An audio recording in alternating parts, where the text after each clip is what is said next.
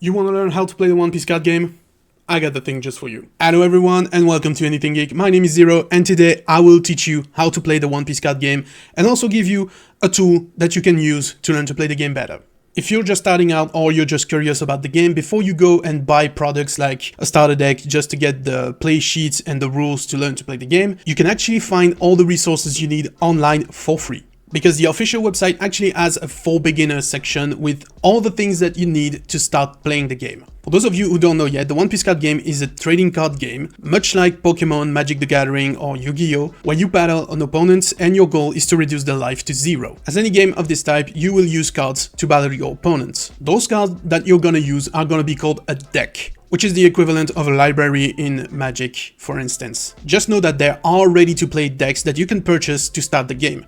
I personally recommend starter deck 1 through 4 because they teach you all the basics that you need to play the game, but you can basically purchase any deck that you want. Just follow your instinct on that one. And when you're tired of running those pre-made decks to play, you can buy booster packs to enhance the gameplay of your deck. Now, all cards are not the same, and to play you need that 50 cards deck that we talked about, but you also need a leader and a down deck. A leader is gonna be the most important cards for your deck. This is gonna be your frontman, this is your captain, this is the character that you are embodying to play the game. This is also the card that is gonna dictate which colors you can play in your deck, as well as how many lives you're gonna have for the game. Some other leaders kind of break this rule. Whitebeard, for instance, is 6000 power, which makes him very effective and very hard to hit. He's also a leader that has 6 life instead of 5. And the downside to that is that it actually takes 1 of his life each turns. Now, the Dawn deck that I've briefly talked about is kind of the energy system of the game. It's like the lands in Magic or the energy for Pokemon. This is the currency that you're gonna spend to play cards and to activate effects. But they also have an additional mechanic where if you take an active Dawn from your field and attach it to one of your character, you can actually give him 1000 power more than what is listed on the card. Next, we have the 2 main cards that you're gonna have in any of your deck. These are gonna be character cards. These are the characters that you are gonna play on the board. These have a cost, a power, and possibly an effect and a counter. The cost is simply the cost that you have to pay in active Dawn on your board to play the card. The power of the card is the power attack that you're gonna use to attack your opponents. The effect are additional effect that you can possibly activate during your turn or when you're attacking on play or stuff like that. And the counter value is used defensively for you to defend against opponent's attack. Events and stage cards are more like spells that you're gonna use one time and then they're just gonna be discarded. Except for the stage card that will stay on the board as long as nobody removes it through an effect of one card. Their effect can widely vary, and we distinguish 2 main types of event card. There are main and counter.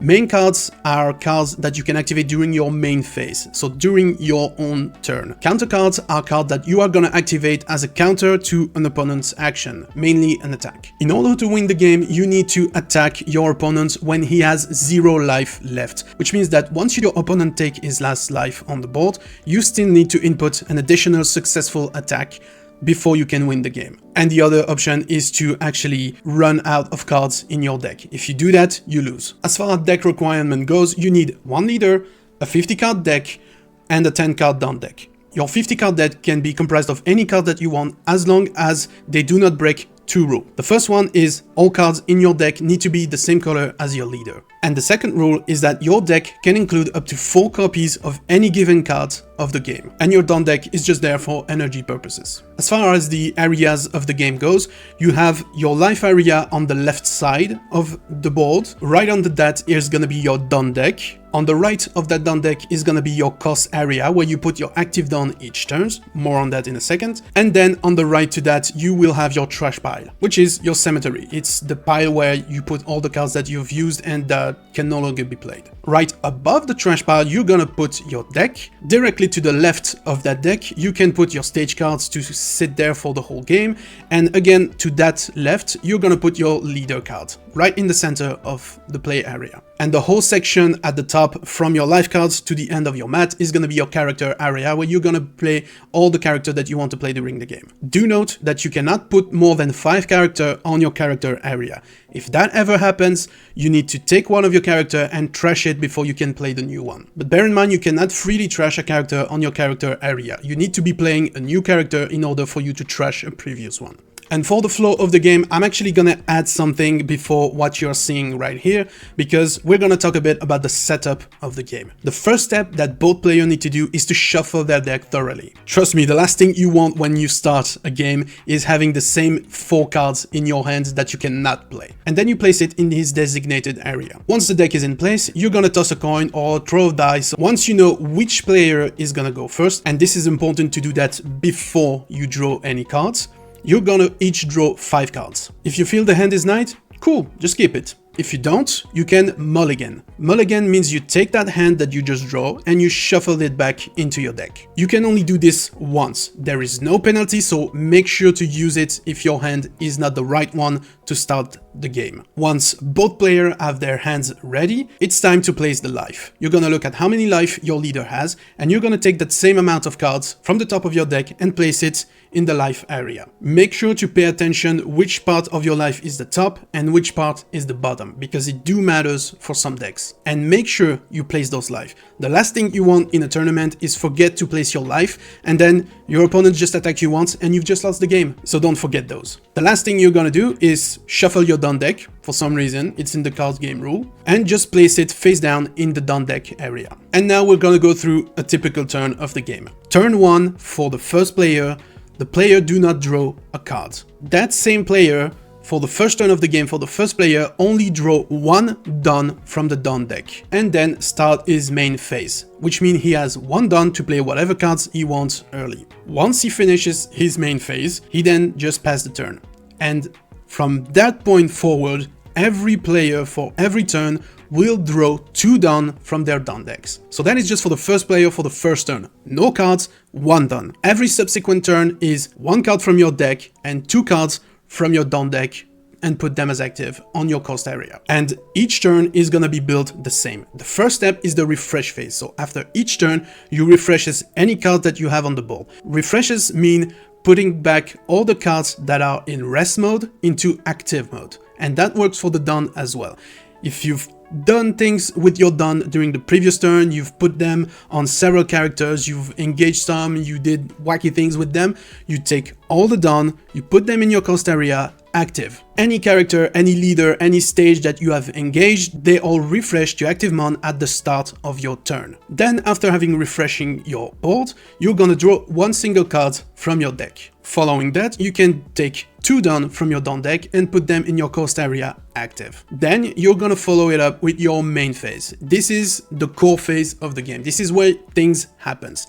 And you can do any action in any order that you want. That means basically play any cards that you want, events that are main events, or cards that you want to play from your hand, or deal damage to the opponent's leader, or attack another character from the board of your opponent. Character in active mode cannot be attacked. The only exception, and it's fairly logical, is actually the leader, because the leader is not a character card, it's a leader card.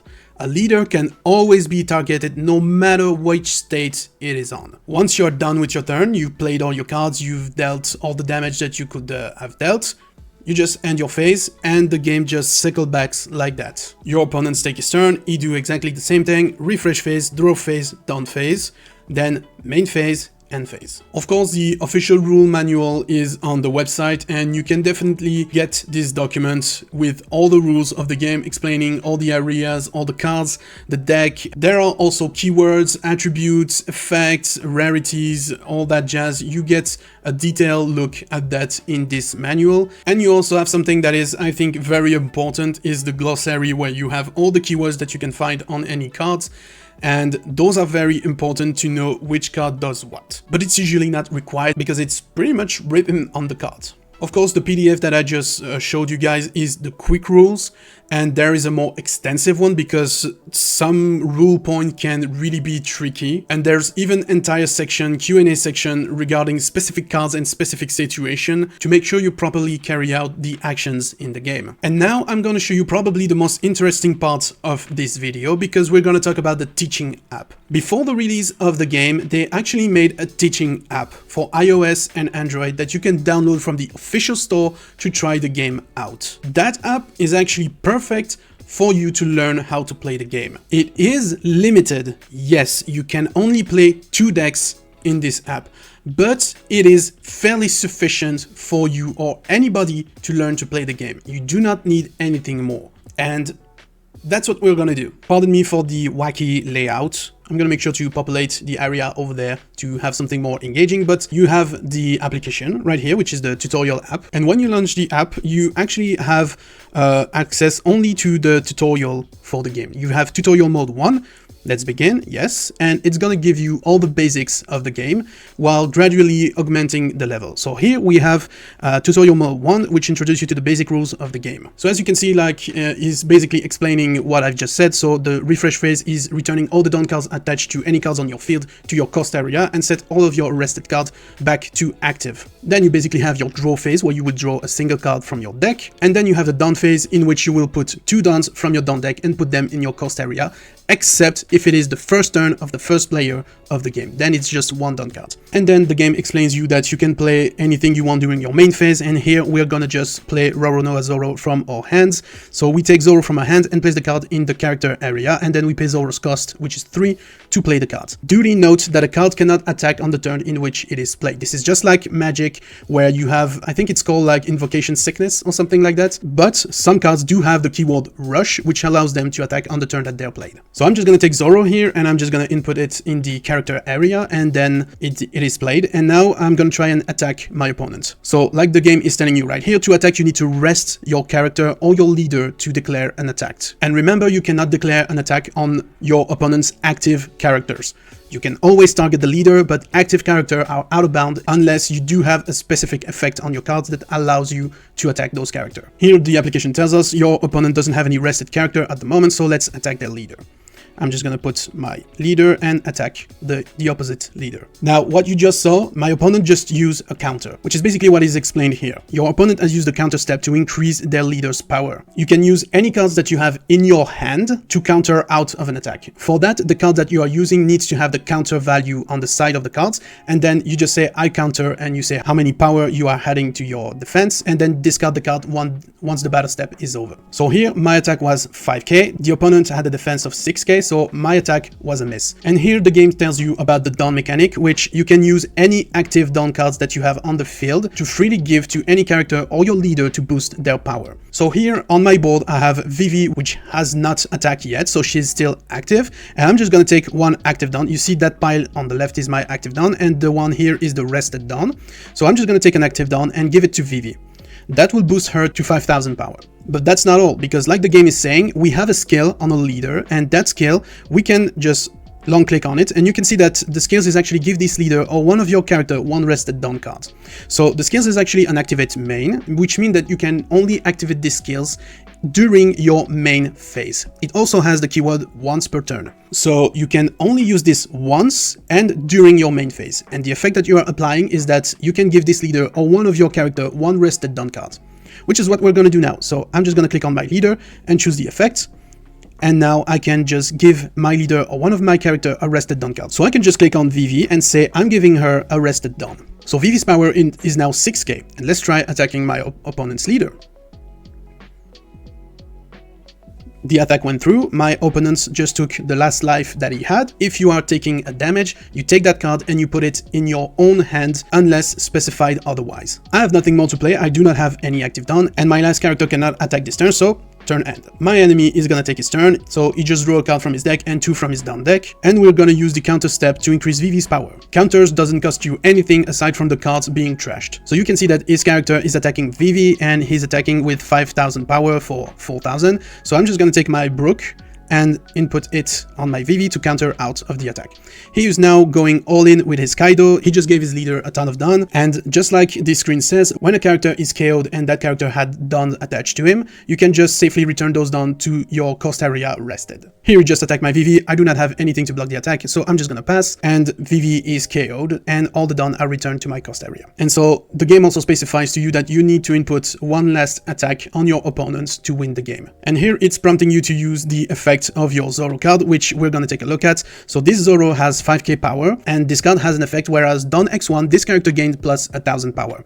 So when you give a Don to a character, by default you gain 1000 power. But here, if we have one Don on this character, it gains an additional 1000 power, meaning that by giving him one Don only one time, it's going to be at 7k instead of 6. And I'm just going to use that card to attack my opponent's leader. He has a counter in hand, which is Blast Breath, and so he basically defended the attack, meaning I wasn't successful in taking his last life. So now the game prompts us to give all our Dons to our leader, which makes our leader 10k, and we're just gonna attack Kaido with that. There he goes. Didn't have any counters to play, he just lost the game. Next up we have Tutorial Mode 2, where you will learn some more advanced techniques. So the game also teaches you about mulligans, so your hand isn't very good, you can redraw your hand one time. So you can see in our hand we had 4 of the same cards and 1000 Sunny, so we just want to redraw this because it's not very good. So we're gonna say yes, it's gonna re-put the cards back into the deck, shuffle it again, and draw a new hand. So let's go for more detailed rules of the game. The player that goes first can't draw a card on their first turn, and during the Don phase you had 2 Don cards to your cost area, but the player going first had only 1 card on their first turn. And so since I go first, I only have 1 Don, and the only card that I can play is actually Chopper. So I'm gonna play Chopper. And I totally forgot to tell you guys, you cannot attack on your first turn, and that goes for both players. So since we have exhausted all our Dons and we cannot attack, we're just gonna end our turn. My opponent plays a sheep's head from his hand and hand his turn. This is now mine, and here the game tells us to play the 1000 Sunny from my hand, which is a stage card, which has an effect, activate main. You may rest this stage, and one Straw Hat Crew type leader or character cards on your field gain plus 1000 power during this turn. So I have 3 Dons, and I'm just gonna take this stage and just place it on the field. Next, we're going to activate the skills from the 1000 Sunny, so I'm just going to choose the effect that I want to activate, and it's going to ask me which cards I want to boost, so I click on my leader. My leader, due to the effect of the 1000 Sunny, is now 6k instead of 5. But remember, I also have the effect of my leader, which is that I can freely gift him 1 rested Don. So I'm going to click on him, click on his effect, and just select him to give him another boost. Then I'm just going to attack my opponent's leader.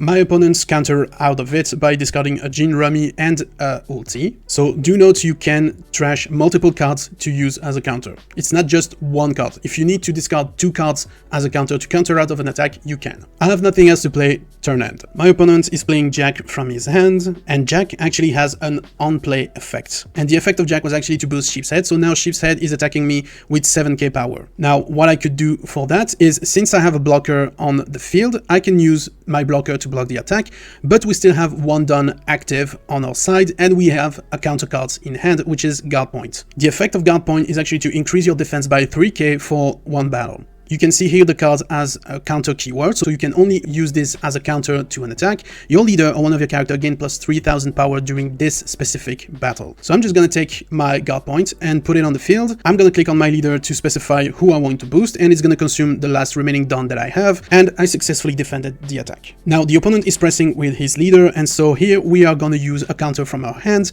to defend the attack. We have a Robin, which has a counter plus 1000. We just input it on the leader, and there you go. Now we're going to play Sanji from our hand. We just put this on the board, and Sanji has a cool effect where if you give him Don, you can activate his effect, which is Rush. So let's look at the effect to fully understand it. Don X2, so meaning 2 Dons attached to this character gains Rush. And Rush means what is actually between parentheses right under. So this card can attack on the turn in which it is played.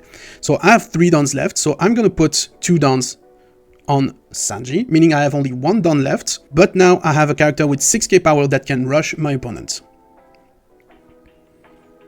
And so here what happened is my opponent took a life, but the cards that he drew from his life have a trigger on them. Triggers are noted on card, and those are the little black boxes with a yellow keyword up front. And a trigger can be activated every time a card moves from the life area to the hand area. So when you take damage, if a card with trigger is added to your hand, you can activate that effect without paying any cost. But that's not the main effect of the card that you activate, that's the trigger effect. And a trigger can be different than what the main effect of the card is. So here my opponent used his trigger and activated it, so he gets to play that card for free. And that effect was to add 1 Don from their Don deck to their cost area. So now I'm going to use my 1000 Sunny to boost my leader, and then I'm going to use the Luffy leader effect to boost him even further.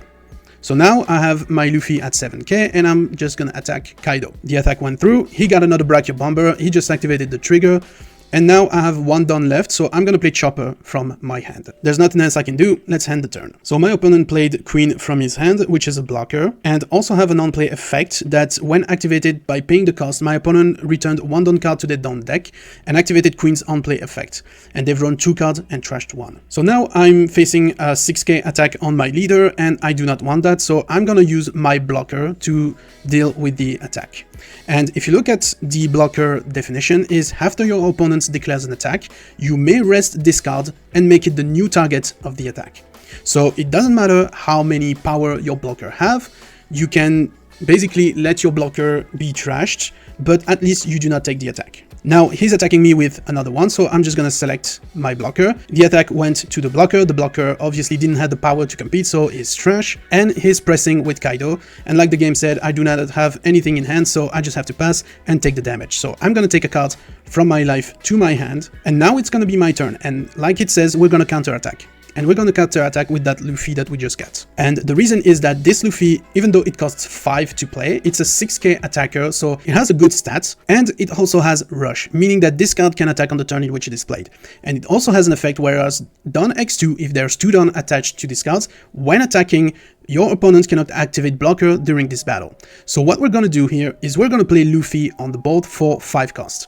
We have 2 Dawns left, so we're gonna take those 2 Dawns and give them to the character Luffy. We're gonna boost that Luffy further up with the skills of Thousand Sunny, and then we're gonna activate the leader skills to actually give 1 additional Dawn to this Luffy character. So now we have a 10k power Luffy that has 2 Dawn at least on him, so my opponent cannot activate blocker, so it cannot activate that Queen over there. So I'm just gonna attack my opponent. He has counter, he uses Blast Breath, he's at 9k. And he has another counter from his hand, is at 10k. But when the attack power is the same as the defense power, the advantage goes to the attacker. And since my opponent had 0 life, this was the final damage that I needed to deal, so I won the game. And now that we've done this, there's 2 options left, and those are actually free play. The first one that is unlocked here is actually playing the red Luffy deck against the purple Kaido.